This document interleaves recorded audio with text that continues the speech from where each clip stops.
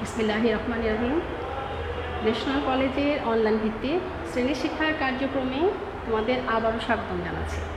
প্রিয় শিক্ষার্থীরা, আশা করছি তোমরা সবাই ভালো আছো, আর তোমাদের দোয়ায় আল্লাহর অসীম কৃপায় আমিও ভালো আছি। প্রিয় শিক্ষার্থীরা, আজকে আমি 2019-20 শিক্ষাবর্ষ এবং 20-21 অর্থাৎ দ্বিতীয় বর্ষ এবং প্রথম বর্ষ উভয়ের জন্য আমি আজকে ক্লাসটি নেওয়ার জন্য লাইভে উপস্থিত হয়েছে। তো প্রিয় শিক্ষার্থীরা, আজকের ক্লাসটি মূলত দ্বিতীয় বর্ষের জন্য এবং এটি রিভিশন ক্লাস, কিন্তু প্রথম বর্ষের জন্য এটি প্রথম ক্লাস। তো শিক্ষার্থীরা, তোমরা সবাই অবগত আছো, আমি আজকের ক্লাসটি হচ্ছে জীববিজ্ঞান প্রথম পত্রের নবম অধ্যায় প্লান্ট ফিজিওলজি হতে, অর্থাৎ উদ্ভিদ শারীরতত্ত্ব হতে একটি নির্দিষ্ট টপিক নিয়ে তোমাদের সামনে হাজির হয়েছে। তো প্রিয় শিক্ষার্থীরা, আমি এই অধ্যায় থেকে গত আরও 3টি ক্লাস নিয়েছি।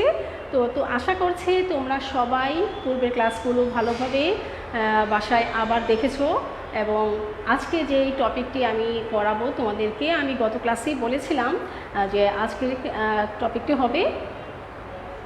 হচ্ছে উদ্ভিদ শারীরতত্ত্ব হতে লবণ পরিশোষণ প্রক্রিয়া এবং নিষ্ক্রিয় পরিশোষণ। শিক্ষার্থীরা, ক্লাসটি শুরু করার পূর্বেই তোমরা আমাকে অবগত করো যে আমার সাউন্ড শোনা যাচ্ছে কি না, আর বোর্ডের লেখাটি স্পষ্ট আছে কি না, তারপরে আমি শুরু করে দেব। তো শিক্ষার্থীরা, প্রতিবারের মতো আমি আবারও তোমাদেরকে বলতে চাচ্ছি, তোমরা অবশ্যই বই, খাতা, কলম, পেন্সিল, রাবার সব কিছু নিয়ে লাইভে উপস্থিত হয়ে যাও। এই মুহূর্তে যারা উপস্থিত আছো সবাইকে অসংখ্য ধন্যবাদ, আর যারা এখনও সংযুক্ত হতে পারোনি তারা দেরি না করে সংযুক্ত হয়ে যাও।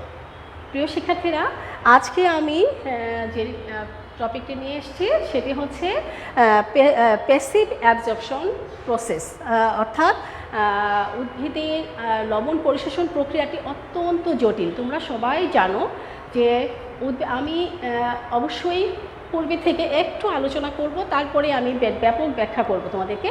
তো শিক্ষার্থীরা, তোমরা সবাই জানো যে উদ্ভিদ লবণ পরিশোষণ করে, খনিজ লবণ পরিশোষণ করে, যেটা তাদের জন্য পুষ্টি।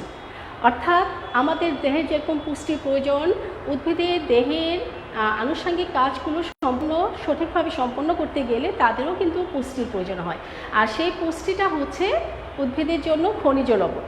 তো শিক্ষার্থীরা, এই খনিজ লবণ পরিশোষণ প্রক্রিয়াটি কিন্তু উদ্ভিদের জন্য অত্যন্ত জটিল প্রক্রিয়া। তো হ্যাঁ, অল ক্লিয়ার, ঠিক আছে।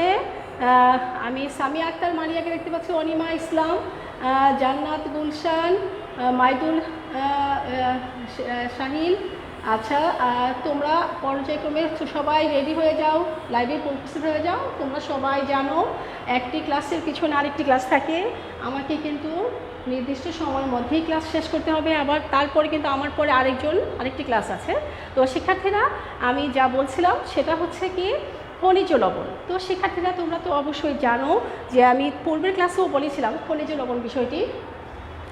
শিক্ষার্থীরা, তোমরা একটু মনে করার চেষ্টা করো, আমাদের পুষ্টিটা কি, আমাদের পুষ্টিটা কোনটা, আমরা কি করি আমাদের পুষ্টির জন্য? আমরা শুধু যে ভাত খাই বা রুটি খাই, শর্করা জাতীয় খাবার খাই তা কিন্তু না। আমাদের পুষ্টি পাওয়ার জন্য আমরা কি খাই? শর্করা জাতীয় খাবারের পাশাপাশি আমরা ভিটামিন 6টি উপাদান আমরা খেয়ে থাকি। হ্যাঁ, তাহলে এই দুধ, মাছ, মাংস, ডিম অনেক কিছু খেয়ে থাকি। উদ্ভিদ তো আমাদের মতো শক্ত খাবার খেতে পারে না, কিন্তু তাদেরও তো দৈহিক বৃদ্ধির জন্য, তাদের দেহের আনুষঙ্গিক কাজগুলো সঠিকভাবে সম্পন্ন করার জন্য তাদেরও তো পুষ্টি প্রয়োজন। তাদের পুষ্টির ধরনটা হচ্ছে বিভিন্ন ধরনের খনিজ লবণ। শিক্ষার্থীরা, এই খনিজ লবণগুলো তারা কোথা থেকে পায়? অবশ্যই মাটির মধ্যে তাদের খনিজ লবণগুলো মাটির মধ্যে অবস্থান করে। এই মাটির মধ্যে যে তাদের খনিজ লবণগুলো অবস্থান করে, কিভাবে অবস্থান করে তোমরা একটু মনে করার চেষ্টা করো তো শিক্ষার্থীরা। গত ক্লাসগুলোতে কিন্তু আমি বলেছিলাম, যেহেতু আমি খনিজ লবণ বিষয়টা নিয়ে এখন আলোচনা করব, তাই তোমাদেরকে পূর্বের অংশটুকু একটু মনে করিয়ে দিতে চাচ্ছি। তোমরা একটু চিন্তা করে দেখো তো, খনিজ লবণগুলো কিভাবে ছিল? অবশ্যই পানির সাথে দ্রবীভূত অবস্থায় ছিল, এবং তারা কিভাবে ছিল? ক্যাটায়ন এবং অ্যানায়ন হিসাবে। আর উদ্ভিদ সেটা কিভাবে গ্রহণ করেছিল? উদ্ভিদ কিভাবে গ্রহণ করে? সেটা হচ্ছে আয়ন হিসাবে গ্রহণ করে। তোমাদের অবশ্যই মনে আছে আমি তোমাদেরকে সোডিয়াম ক্লোরাইড দিয়ে একটি উদাহরণ দিয়েছিলাম যে সোডিয়ামটা ভেঙে ক্যাটায়ন হিসাবে আয়ন হিসেবে অবস্থান করে এবং ক্লোরিনটা অ্যানায়ন হিসাবে অবস্থান করে। তো শিক্ষার্থীরা এরপরে কি হয়েছিল, সেগুলো পরবর্তীতে মূলের সাহায্যে মূল রুম দিয়ে মূলত্র অঞ্চল দিয়ে, অর্থাৎ আমি বলেছিলাম যে কোষ উদ্ভিদের যে মূল রুমের অগ্রভাগের যে বিভাজন কোষ বিভাজনক্ষম অংশটা, সেখানকার কোষগুলি খুব দ্রুত সুন্দরভাবে এই পানিটাকে শোষণ করে নেয়। তো এই কৈশিক পানিটা যখন শোষণ করে তখনই মূল রুম দিয়ে সেই কী হয়, আয়নগুলা দেহে প্রবেশ করে। হ্যাঁ শিক্ষার্থীরা, এখন দেখো এই যে জটিল প্রক্রিয়া তাদের আয়নটা তারা গ্রহণ করছে, এই প্রক্রিয়াটি কিন্তু আবার দুই ধরনের, একটি হচ্ছে সক্রিয় পরিশোষণ আর একটি হচ্ছে নিষ্ক্রিয় পরিশোষণ। তো শিক্ষার্থীরা বুঝতেই পেরেছো, নিষ্ক্রিয় পরিশোষণটা মানে হচ্ছে প্যাসিভ অ্যাবজর্পশন প্রসেস, অথবা পরোক্ষ পরিশোষণ, অথবা নিষ্ক্রিয় পরিশোষণ, অথবা ভৌত পরিশোষণ। শিক্ষার্থীরা একই অল্টারনেট অনেকগুলো নাম আছে, আমি আবারও বলছি।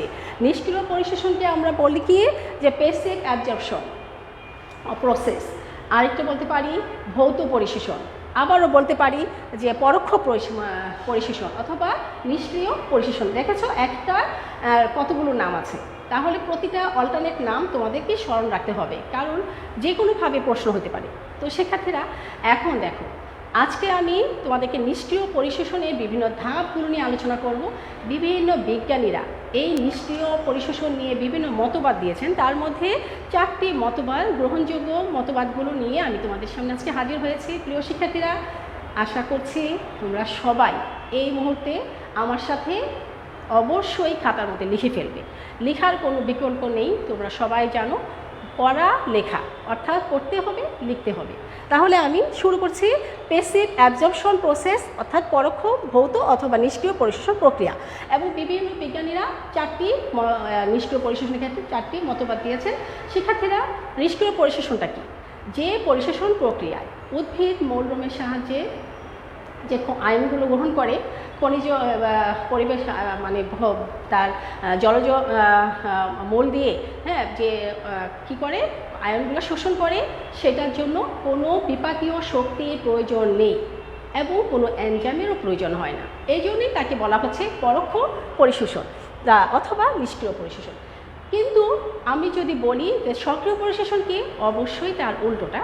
যে পরিশোষণ প্রক্রিয়া উদ্ভিদ তার খনিজ লবণগুলোর পরিশোষণের জন্য কি হয়, তার সক্রিয়তা প্রকাশ পায়, অর্থাৎ সেখানে তাদের কিছু এনজাইমের প্রয়োজন হয় এবং সেখানে তাদের কিছু শক্তির অপচয় হয়, সেই ধরনের প্রক্রিয়াটাকে বলা হচ্ছে অ্যাক্টিভ অ্যাবজর্পশন প্রসেস। সক্রিয় পরিশোষণ সম্পর্কে আমি বিভিন্ন ধারণাগুলো আমি চেষ্টা করব। আগে নিষ্ক্রিয় পরিশোষণ প্রক্রিয়াটি তোমাদেরকে বুঝিয়ে নিন, যদি সময় থাকে তাহলে সক্রিয় পরিশোষণটি আমি ধরবো, আর যদি নির্দিষ্ট সময়ের মধ্যে না হয় তাহলে আমার পরবর্তী ক্লাসে আমাকে এই অংশটি আলোচনা করতে হবে। তাহলে শিক্ষার্থীরা, এখন দেখো প্যাসিভ অ্যাবজর্পশন প্রসেস। তাহলে তোমরা অবশ্যই আচ্ছা ঠিক আছে, হ্যাঁ সামিয়া আক্তার, মারিয়া, হ্যাঁ তোমরা লিখে ফেলো, খাতার মধ্যে লিখে ফেলো। আমি এখন তোমাদেরকে ব্যাখ্যা করতে চাচ্ছি নিষ্ক্রিয় পরিশোষণ প্রক্রিয়া। হ্যাঁ, তো শিক্ষার্থীরা, তোমরা তো কত ক্লাসে জেনে গেছো নিষ্ক্রিয় পরিশোষণ প্রক্রিয়াটা আসলে কী ছিল। তো নিষ্ক্রিয় পরিশোষণ প্রক্রিয়ার বিভিন্ন ধাপগুলো কিন্তু আমি তোমাদেরকে বলেছি। আয়ন শোষণের ক্ষেত্রে নিষ্ক্রিয় পরিশোষণটা হচ্ছে বিপাকীয় শক্তি ব্যয় না করে ব্যাপন পদ্ধতিতে কোষ কী করে, কোষ কর্তৃক আয়ন শোষণ প্রক্রিয়াটাই হচ্ছে নিষ্ক্রিয় বা পরোক্ষ পরিশোষণ।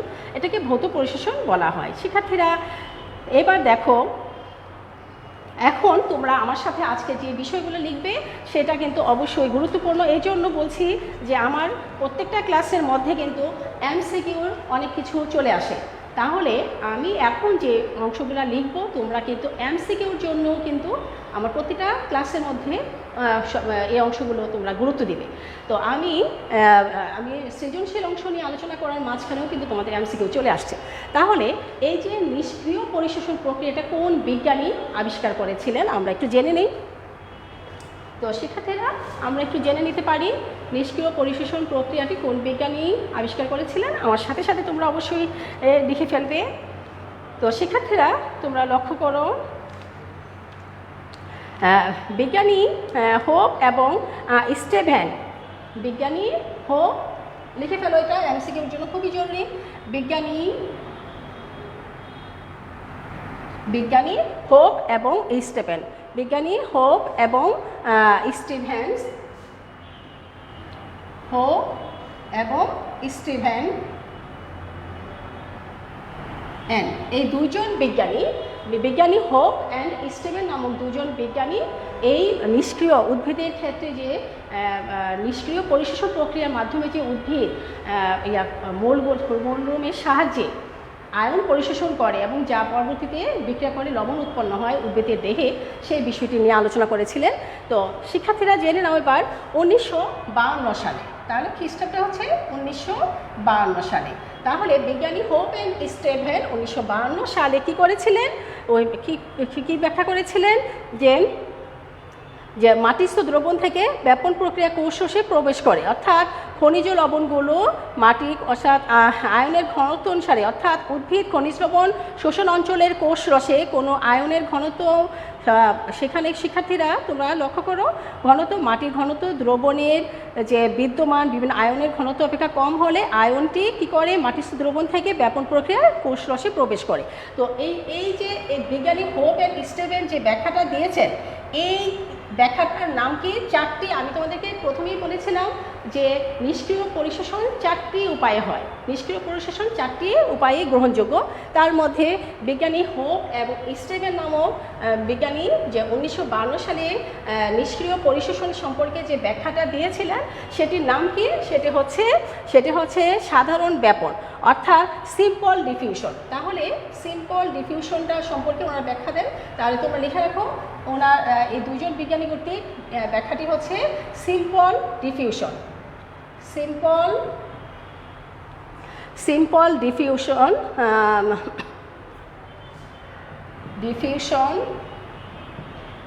শিক্ষার্থীরা লিখে ফেলো, ডিফিউশন, হ্যাঁ সিম্পল ডিফিউশন। এটাকে যদি আমরা বাংলায় লিখি তাহলে কি হবে? ব্যাপন মতবাদ বা সাধারণ ব্যাপন মতবাদ। এটা হচ্ছে সাধারণ ব্যাপন মতবাদ। আচ্ছা, এখন দেখো, এই সাধারণ ব্যাপন মতবাদ অনুযায়ী বিজ্ঞানীরা লক্ষ্য করলেন যে অধিকাংশ উদ্ভিদ এই খনিজ লবণ পরিশোষণ করে, বিভিন্ন ধরনের খনিজ লবণ পরিশোষণ করার প্রক্রিয়াটি হচ্ছে বেশিরভাগ উদ্ভিদই এই সিম্পল ডিফিউশন প্রক্রিয়াতে খনিজ লবণ পরিশোষণ করে থাকে। শিক্ষার্থীরা আমি একটি চিত্র অঙ্কন করি, তোমরা সেটা দেখে তারপর ব্যাখ্যাটা আরও বুঝতে পারবে। তো সিম্পল ডিফিউশন প্রক্রিয়াটি হচ্ছে সাধারণ ব্যাপন মতবাদ অনুযায়ী নিষ্ক্রিয় আয়নের শোষণটা হচ্ছে এরকম যে এটা হচ্ছে কোষ ঝিল্লি। শিক্ষার্থীরা আমি একটি চিত্র আঁকাচ্ছি, তোমরা লক্ষ্য করো, এটা হচ্ছে উদ্ভিদের কোষ ঝিল্লি। তো এটা হচ্ছে, আমি কিন্তু সিম্পল ডিফিউশনে ব্যাখ্যা দিচ্ছি, কোষ ঝিল্লি। এটা যদি কোষ ঝিল্লি হয় তাহলে দেখো শিক্ষার্থীরা, এটা হচ্ছে কোষ ঝিল্লি। তো কোষ ঝিল্লিটা এখন আমরা দেখব যে উদ্ভিদ কী করছে, কোষ মাটি থেকে যখন খনিজ আয়নটা শোষণ করছে, তখন উদ্ভিদের যে জলজ অংশ অর্থাৎ পানির সাথে দ্রবিত অবস্থায় যে আয়নগুলো থাকে, সেটা কি হচ্ছে উদ্ভিদের মূলরুমে দিয়ে উদ্ভিদের দেহে প্রবেশ করছে। এখানে একটি কোষ ঝিল্লি থাকছে। তাহলে যদি বিজ্ঞানীরা বর্ণনা করেছেন এইভাবে যে যদি উদ্ভিদের মূলরুমে অর্থাৎ মূলরুমের মধ্যে দ্রবিত যে আয়ন আছে, তার সেই আয়নের ঘনত্ব যদি তুলনামূলকভাবে যে জলজে অর্থাৎ পানির সাথে দ্রবিত, মাটির সাথে দ্রবিত অবস্থায় যে খনিজ আয়নগুলো আছে, সেই আয়নের ঘনত্ব তুলনায় কম হয়। আমি আবারও বলছি, কার ঘনত্ব কম? মূলের মধ্যে বিদ্যমান খনিজ আয়নগুলো যদি, মূলের মধ্যে বিদ্যমান আয়নের ঘনত্ব যদি মাটিতে বিদ্যমান, মাটির সাথে দ্রবিত অবস্থায় যে আয়নগুলো আছে তাদের ঘনত্বের তুলনায় কম হয়, তাহলে ব্যাপন প্রক্রিয়ায় সেই খনিজ সেই আয়নগুলো কি করবে, সেটা উদ্ভিদের মূলের মধ্যে প্রবেশ করবে, অর্থাৎ বেশি ঘনত্ব থেকে আয়নগুলো কম ঘনত্বের দিকে প্রবেশ করবে। সেটাই হচ্ছে সিম্পল ডিফিউশন। তাহলে এই মতবাদ অনুযায়ী আমরা দেখতে পারি, আমি একটু উদাহরণ দিচ্ছি, বাইরের দ্রবণ, এটা হচ্ছে বাইরের দ্রবণ, বুঝতে পেরেছো, মাটির সাথে দ্রবীভূত অবস্থায় যে আয়নগুলো থাকে সেটা হচ্ছে বাইরের দ্রবণ। আচ্ছা, এটা বাইরের দ্রবণ এবং সেখানে পটাশিয়াম আয়নের পরিমাণটা আমি একটি উদাহরণ দিয়ে দেখাচ্ছি, যে ধরো পটাশিয়াম আয়ন, তো পটাশিয়াম আয়নের পটাশিয়াম তোমরা দ্রুত লিখে ফেলো, পটাশিয়াম আয়ন, হ্যাঁ সে পটাশিয়াম আয়নের পরিমাণটা আমি বেশি দেখাচ্ছি এখানে। আমি বলেছিলাম যে দ্রবণের ক্ষেত্রে অর্থাৎ বাইরের পরিবেশে অর্থাৎ মূল্যের বাহিরে অর্থাৎ মাটির সাথে দ্রবীভূত অবস্থায়, মাটিতে কি থাকে, জল থাকে, জলের সাথে দ্রবীভূত অবস্থায় যে আয়নগুলো আছে আমি সেখানে পটাশিয়াম আয়নের কথা উল্লেখ করছি। ধরো পটাশিয়াম আয়নের পরিমাণ, বাইরের দ্রবণ এটা, পটাশিয়াম আয়নের পরিমাণটা এখানে আমি কি দেখাচ্ছি, বেশি দেখাচ্ছি। তো এই বেশি কিসের থেকে বেশি, এখানে মাঝখানে হচ্ছে কোষ ঝিল্লি, আর এই অংশটাকে আমি লিখে দিচ্ছি যে এই অংশটা হচ্ছে পটাশিয়াম, এখানে হচ্ছে ভেতরের দ্রবণ, এটা হচ্ছে বাইরের দ্রবণ, আর আমি এই অংশটাকে দেখাচ্ছি এটা হলো ভেতরের দ্রবণ। ভেতরের দ্রবণ কিসের ভেতরে দ্রবণ, এটা মূলরোমের ভিতরের অংশ, আর এটা হচ্ছে মূলরোমের বাইরের অংশ। তাহলে ভিতরের দ্রবণ এখানে আমি কি দেখাচ্ছি, এখানে দেখাচ্ছি যে এখানে পটাশিয়াম আয়নের পরিমাণটা কম, তাহলে পটাশিয়াম আয়নের পরিমাণ কম। আচ্ছা, কীভাবে আমি এখন দেখাবো, ধরো এখানে পটাশিয়াম আয়নের দ্রবণের পরিমাণটা যেহেতু বেশি, তাহলে আমি এখানে পটাশিয়াম আমি ডবল করে দেখাচ্ছি, এখানে যেহেতু বেশি পটাশিয়াম, এগুলো হচ্ছে পটাশিয়াম আয়ন। আচ্ছা, এটা কি হচ্ছে, পটাশিয়াম আয়নের পরিমাণটা দ্রবণের বাইরে, আচ্ছা অর্থাৎ কোষ ঝিল্লির বাইরে পটাশিয়াম আয়নের পরিমাণটা বেশি, আর এখানে কম, সেজন্য আমি পটাশিয়াম একটি করে দেখাচ্ছি, এখানে কম। তাহলে তোমরা লক্ষ্য করো, এইটাই হচ্ছে সিম্পল ডিফিউশন মতবাদ শিক্ষার্থীরা। তাহলে এখন আয়নটা বেশি ঘনত্ব থেকে কম ঘনত্ব থেকে প্রবেশ করবে, তাহলে কোষ ঝিল্লি ভেদ করে বেশি ঘনত্ব দ্রবণ থেকে কম ঘনত্ব দ্রবণের দিকে প্রবেশ করবে। হ্যাঁ শিক্ষার্থীরা, লেখা ক্লিয়ার না? আচ্ছা, আমি লক্ষ্য করব কিছুক্ষণ পর, কিন্তু আমাকে তো সামনে এগিয়ে যেতে হবে।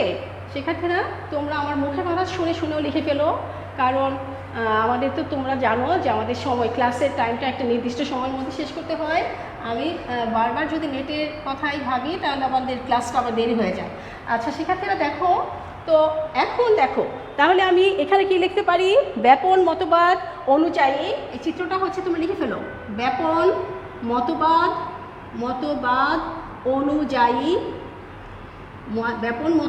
অনুযায়ী নিষ্ক্রিয় পদ্ধতিতে আয়ন শোষণ, নিষ্ক্রিয় পদ্ধতিতে আয়ন শোষণ। আচ্ছা শিক্ষার্থীরা, তাহলে এই পদ্ধতিটা কে ব্যাখ্যা করেছিলেন, যে সিম্পল ডিফিউশন পদ্ধতি কে ব্যাখ্যা করেছিলেন, বিজ্ঞানী হোপ অ্যান্ড স্টিভেন 1952 সালে। তাহলে তোমরা বুঝতে পেরেছ এখানে আমরা মূল বিষয়টি কি দেখলাম, যে দুই জায়গার ঘনত্ব একরকম না, কোষ রসের মধ্যে বিদ্যমান যে আয়নগুলো আছে তাদের ঘনত্ব কম, কার তুলনায়, বাহিরের অর্থাৎ মূলের অর্থাৎ মাটির সাথে দ্রবীভূত অবস্থায় যে আয়নগুলো আছে তার ঘনত্ব অপেক্ষা কম, এবং বেশি ঘনত্ব থেকে ব্যাপন প্রক্রিয়া কম ঘনত্বের দিকে আয়নের যে গমন, সেটাই হচ্ছে সিম্পল ডিফিউশন। তো শিক্ষার্থীরা, আমি একটু সময় দিলাম, তোমরা দ্রুত এটা লিখে ফেলো, উঠিয়ে ফেলো। তা আমি আবারও বলছি, আয়ন শোষণের যে ব্যাপন অর্থাৎ সাধারণ ব্যাপন প্রক্রিয়ায় আয়ন শোষণের ক্ষেত্রে সব উদ্ভিদের ক্ষেত্রে কিন্তু আমরা এই প্রক্রিয়াটি দেখতে পাবো। শিক্ষার্থীরা, এই সাধারণ ব্যাপন প্রক্রিয়ায় সব ধরনের আয়ন কিন্তু শোষিত হয়, আর আয়ন কখনোই কিন্তু সঞ্চিত হবে না। উদ্ভিদের খনিজ লবণ শোষণ অঞ্চলের মধ্যে তাহলে আমরা দেখতে পাচ্ছি কি, কোষ রসের কোনো আয়নের ঘনত্ব মাটির দ্রবণে বিদ্যমান ওই আয়নের ঘনত্ব অপেক্ষা কম হলেই কেবলমাত্র এই সিম্পল ডিফিউশন পদ্ধতিটা মাধ্যমে আয়নটা উদ্ভিদের দেহে প্রবেশ করবে। ঠিক আছে, তাহলে আমি এখন পরবর্তী ব্যাখ্যাটিতে যাচ্ছি। আমাদের দ্বিতীয় মতবাদ হচ্ছে, শিক্ষার্থীরা, দ্বিতীয় মতবাদ হচ্ছে আয়ন বিনিময় তত্ত্ব। এখন আমি এটা মুছে দিচ্ছি। আয়ন বিনিময় তত্ত্বটি আমি এখন ব্যাখ্যা করব। তো আমি কিন্তু মুছে দিচ্ছি, আমার সাথে সাথেই কিন্তু তোমাদেরকে হাত চালিয়ে নিতে হবে, কারণ আমাকে বোর্ড মুছে মুছে লিখতে হয়। তো তোমরা আমার সাথে সাথে যদি লিখে ফেলো তাহলেই আমার সাথে তোমাদের লেখাটা কোথাও মিসিং হবে না। তো শিক্ষার্থীরা, আমি দ্বিতীয় মতবাদ আসছি। দ্বিতীয় মতবাদ হচ্ছে আয়ন বিনিময় তত্ত্ব, অর্থাৎ আয়ন এক্সচেঞ্জ থিওরি। দ্বিতীয় মতবাদটি হচ্ছে ion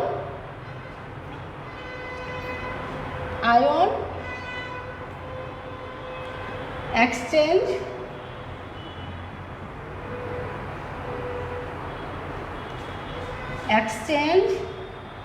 theory. Ion exchange theory, এটাকে বাংলায় তোমরা লিখে রাখতে পারো আয়ন এক্সচেঞ্জ থিওরি, অর্থাৎ হচ্ছে আয়ন বিনিময় তত্ত্ব। এটা হচ্ছে আয়ন বিনিময় তত্ত্ব।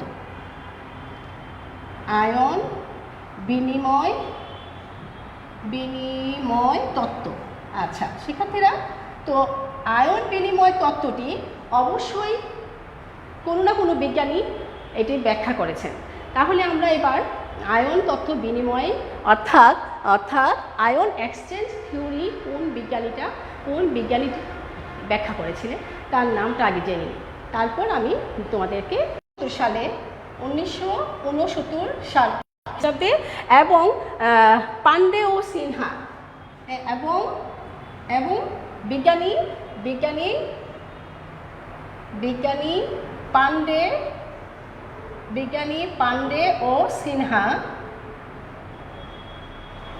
বিজ্ঞানী পান্ডে ও সিনহা ওনারা দুজন কত সালে? 1972 সালে। তাহলে 72 খ্রিস্টাব্দে কী করেছিলেন?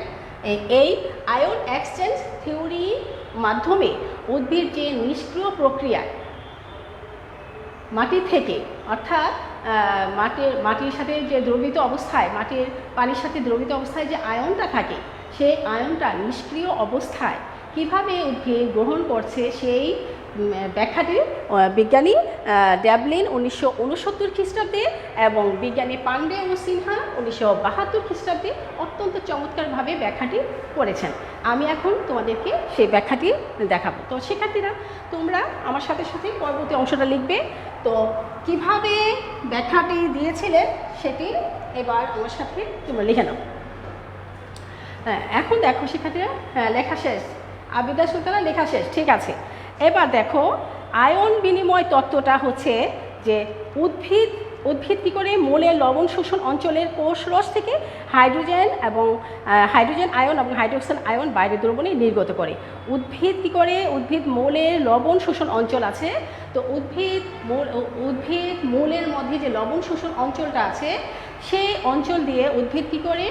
তার কোষরস হতে হাইড্রোজেন আয়ন এবং হাইড্রোক্সাইড আয়ন কী করে? দেহের থেকে বাইরে নির্গত করে। এখন দেখো, যদি তার দেহ থেকে তার মূলরোমের সাহায্যে যদি সেই কোষরস থেকে হাইড্রোজেন আয়ন অর্থাৎ ক্যাটায়ন এবং হাইড্রোক্সাইড আয়ন অর্থাৎ অ্যানায়ন যদি মূলরোম থেকে বাইরের দিকে নির্গত হয়, তাহলে কি হবে? মূলরোমের মধ্যে অবশ্যই আয়নের একটি ঘাটতি দেখা দেবে। তখন কী করে বিজ্ঞানীরা লক্ষ্য করলেন যে সেই ঘাটতি যেন না হয়, সেজন্য মাটিতে দ্রবীত অবস্থায় যে আয়নগুলো আছে, যে অ্যানায়ন এবং ক্যাটায়ন আছে, তার বিপরীতে সেই আয়নগুলো আবার একইভাবে মূলরোমের ভিতরে